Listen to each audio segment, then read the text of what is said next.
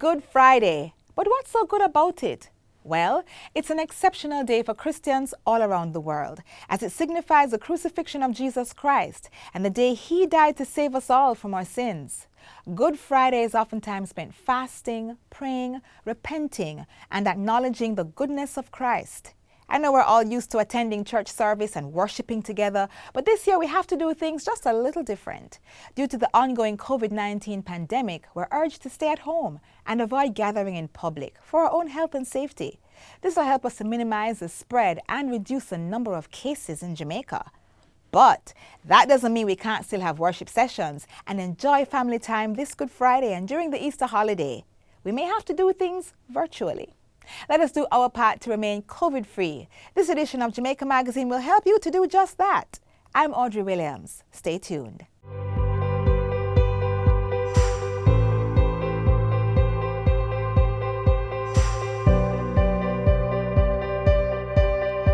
Jamaica's COVID-19 vaccination plan is still in effect.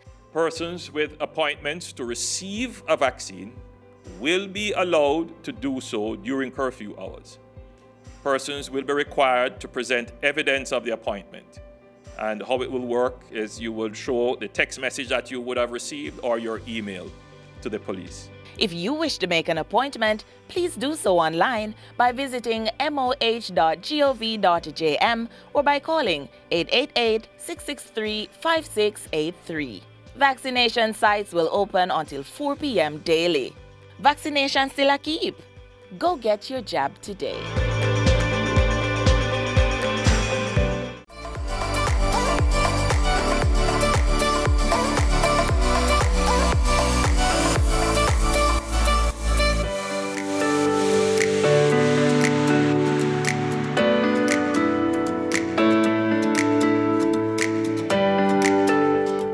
Once you walk in or you call in or you enter the information on the website, there will be a prioritization process that will take place. So even though in phase 1 we're talking about healthcare workers, older healthcare workers will be prioritized over younger healthcare workers. Healthcare workers with comorbidities will be prioritized over healthcare workers without comorbidities. Healthcare workers in high exposure areas, so for example, healthcare workers who work directly on the COVID ward or in A&E will be prioritized over other healthcare workers that are not in those high exposure areas. A very important part of our prioritization process is the fact that sometimes in some individuals, when they receive the vaccine and their bodies begin to mount a response, they begin to feel unwell for up to 24 to 48 hours. And so we can't vaccinate everyone in a particular area. So if we are vaccinating police officers, we can't vaccinate the entire police station because in one go. After the prioritization process has been done, and this will be done by a software solution, the next phase will be that a daily vaccination schedule will be prepared. And 3 days before your vaccination appointment, you will get notification of your vaccination date, your venue for vaccination, the time that you will be vaccinated, and other information particular to your circumstance.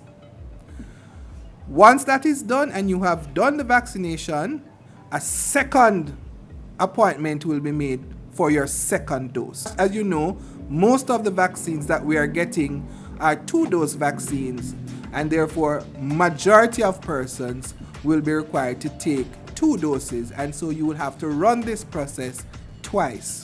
What happens at our vaccination centers?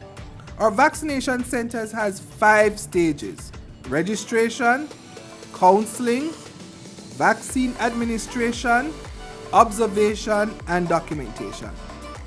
Now, each stage, we have done a time and motion calculation, and each stage of the process requires some time. So we're looking at a minimum throughput of 35 minutes with a maximum throughput of 52 minutes. Now, what makes the difference? The difference lies in stage 4. For those persons who have no history of allergic response, they will only be observed for 15 minutes. However, for those persons who have histories of allergic response, the recommendation is that they be observed for 30 minutes. Now, there are 3 levels of vaccination centers that we have, or vaccination programs that we have. At level 1, we have approximately 56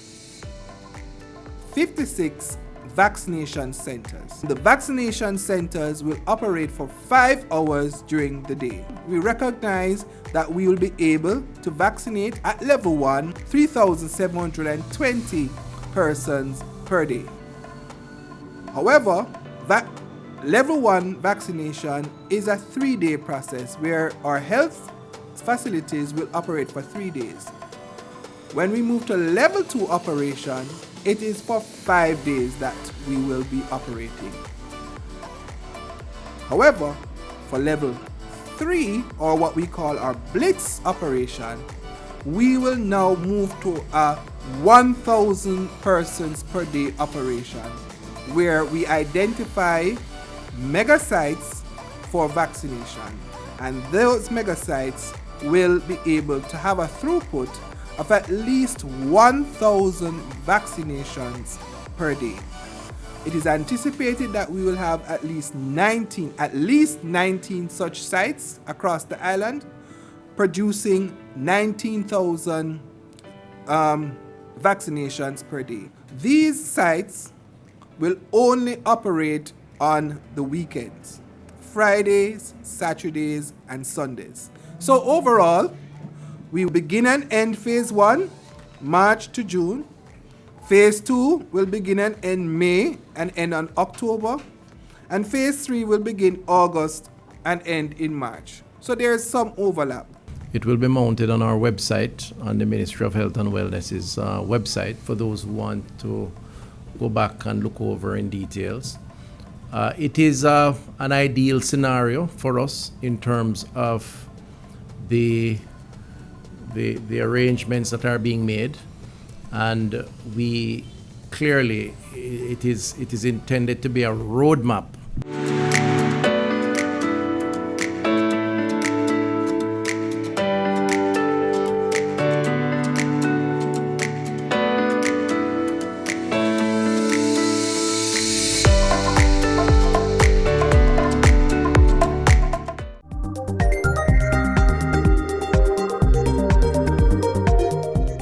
Germs and viruses can get into the body through our eyes, our nose, our mouth, and make us sick.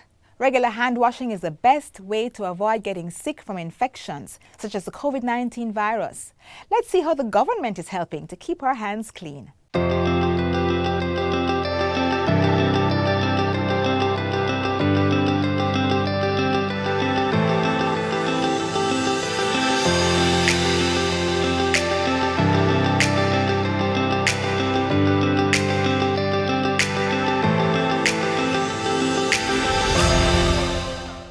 $3.5 million, an investment to encourage Jamaicans to keep washing their hands. Through this public-private sector partnership, the Ministry of Local Government and Rural Development has received 100 hand wash stations. The stations have been strategically installed to ensure the most vulnerable, primarily the elderly, can benefit and be protected against the coronavirus. We're going to be placing one at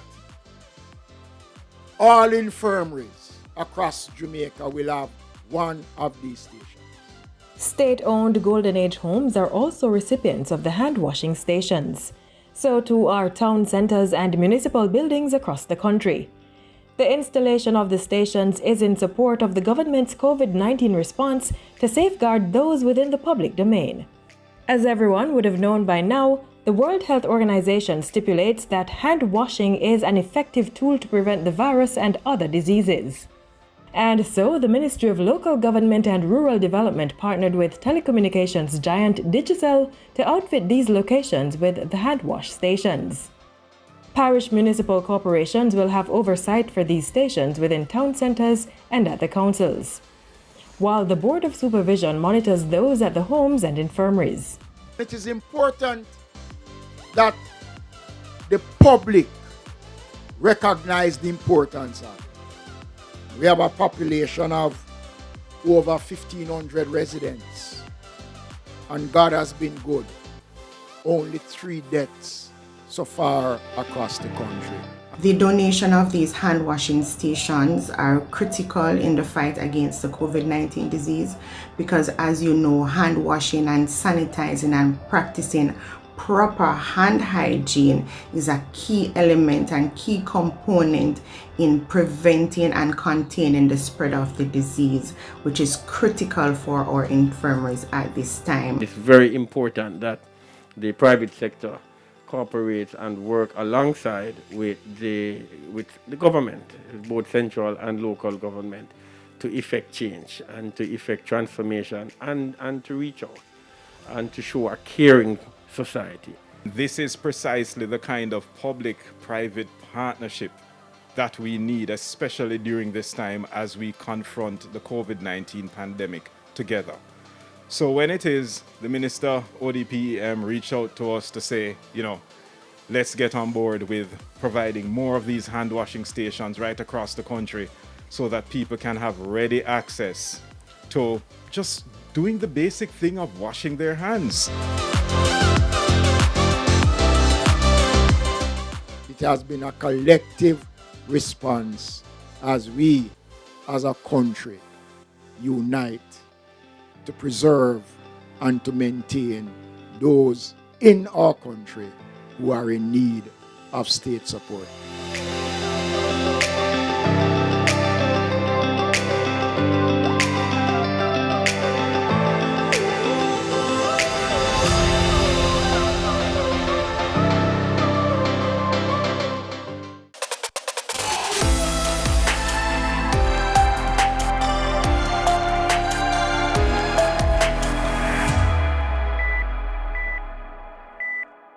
Persons with cardiovascular diseases are susceptible to suffering severe symptoms from the COVID-19 virus.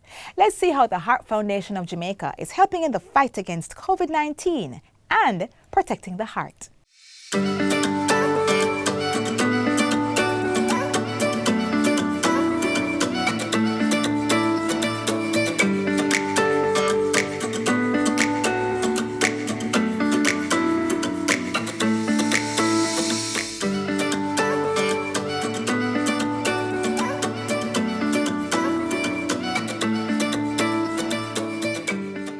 The Heart Foundation of Jamaica, as you all know, is a charitable organization which has been operating in Jamaica for 50 years now. And the Heart Foundation of Jamaica's mission is to reduce the prevalence of cardiovascular disease, that's diseases of the heart and blood vessels, in the Jamaican population.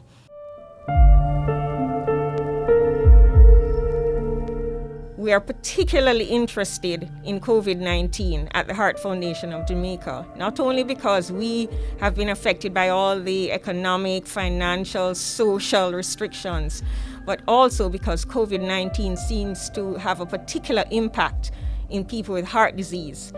And even in people who don't have heart disease, there are cardiac complications which develop as a result of COVID-19. One of the mandates of the Heart Foundation of Jamaica, one of the messages that we want to give is this: continue following up your medical conditions, continue screening for heart disease and the risk factors for heart disease. In terms of the screening, the cost of doing the heart test or the ECG is $2,500.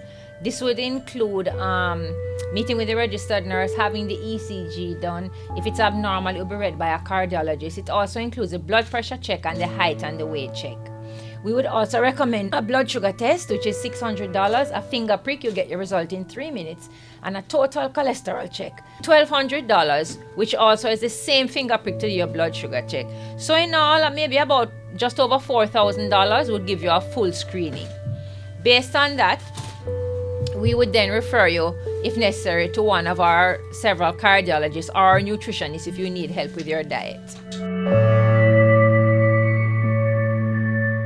As with other infectious diseases, the emphasis is on prevention, early detection and isolation, and also management of cases to prevent persons from having serious illness and death.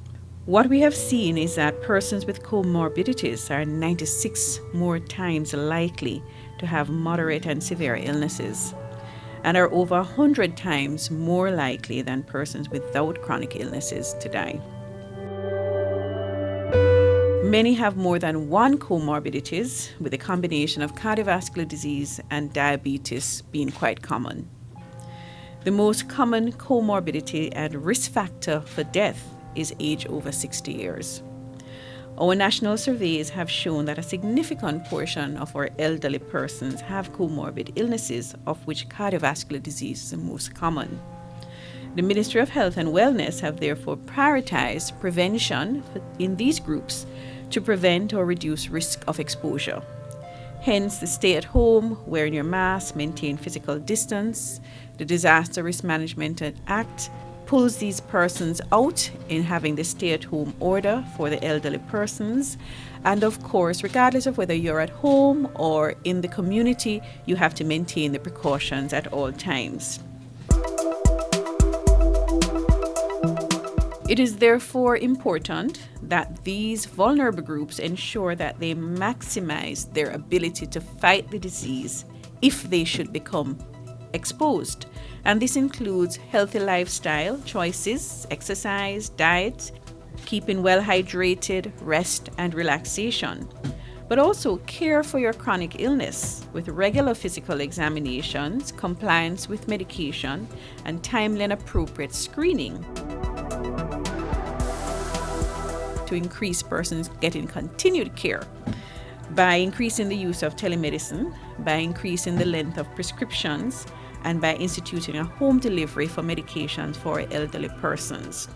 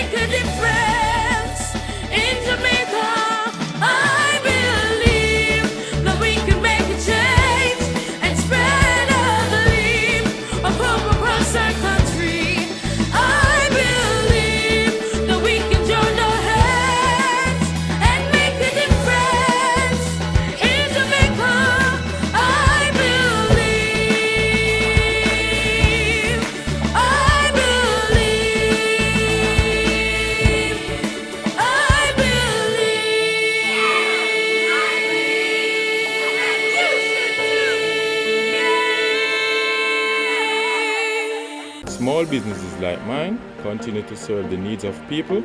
We all play a part in keeping the wheels of our economy turning, and we do so responsibly. We are building forward together.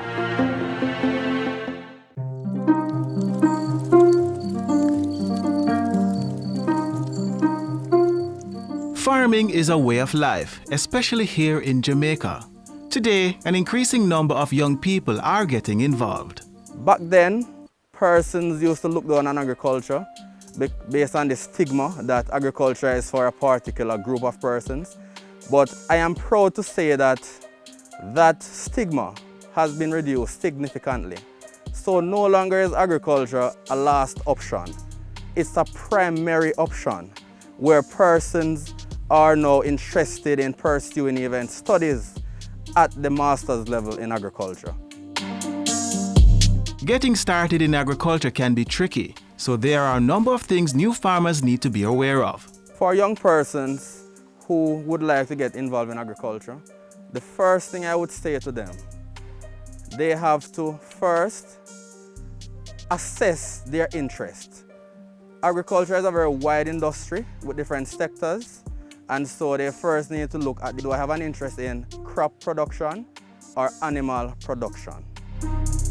Crop production is the process of growing produce for domestic and commercial purposes, whereas animal production is the technology applied to keeping animals for profit. You know, feeding, rearing, and breeding. That's just the basics. So for the next few minutes, we'll learn more about getting started in crop production.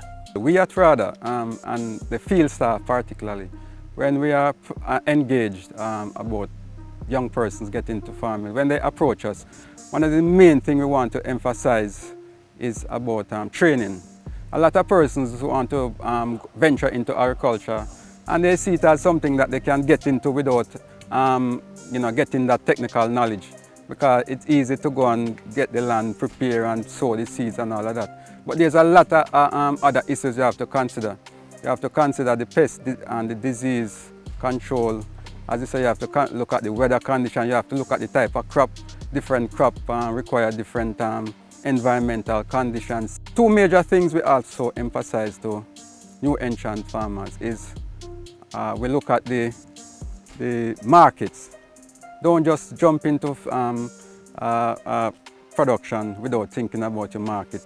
I know it's sort of tempting for a lot of persons when prices are high and it look very nice, and you can get a lot of income, but that's not always the case. Because by the time you put in that crop, the price is usually, and the crop come in, the price is usually low. So we look at the market. And another thing, we look at the cost of production.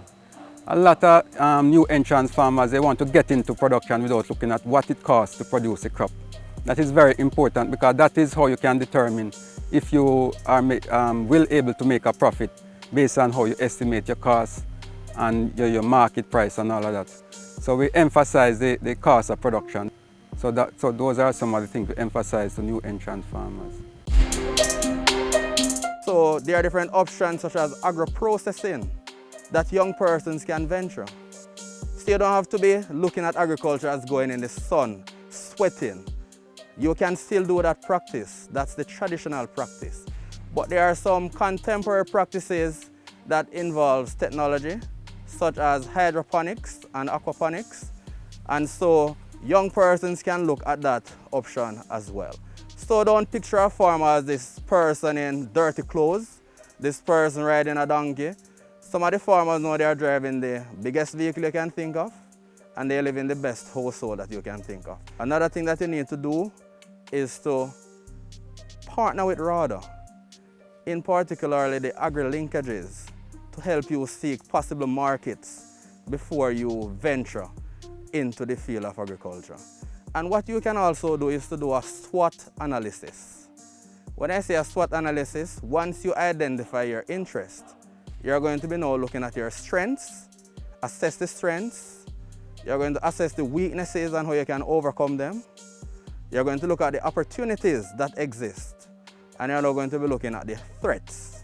So one of your threats could be your, I wouldn't say competitor, because in agriculture, I don't want to give the impression that we are competing. We're all in this thing together. But there are some threats such as disaster. How can you bounce back, or how can you mitigate certain effects? So a SWOT analysis is very important when you're looking at agriculture as a young person. With all that information in mind, get started with your research. Start farming, as you can help to make Jamaica the place of choice to live, work, raise families, and do business by growing what we eat so we can eat what we grow. I want to get rid of that stigma that is attached to agriculture. And I want persons to understand that if we don't have farmers, we won't have any people. So where there's no food, the people will perish. So look at agriculture as a business and not as a traditional, disregarded occupation. It's a very lucrative, very vibrant occupation that you should all think of.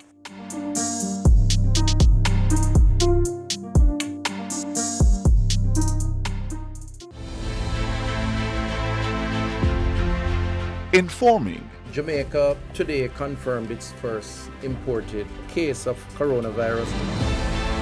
Educating. If you follow the recommended procedures, it is highly likely that you will not get the disease. Going beyond to keep you informed and connected. Welcome to Get the Fact. Even through the pandemic. Helping you stay safe while we protect ourselves. Dependable. Impactful. Accurate. This is your JIS News. Credible. Trustworthy. Every day, everywhere. Serving our customers proudly. This is where we wrap up today's edition of Jamaica Magazine. If you enjoyed today's show, feel free to subscribe to our YouTube channel and follow us on Facebook, Instagram, and Twitter. Before I go, remember to celebrate this Easter holiday COVID-free. Until next time, I'm Audrey Williams. Take care.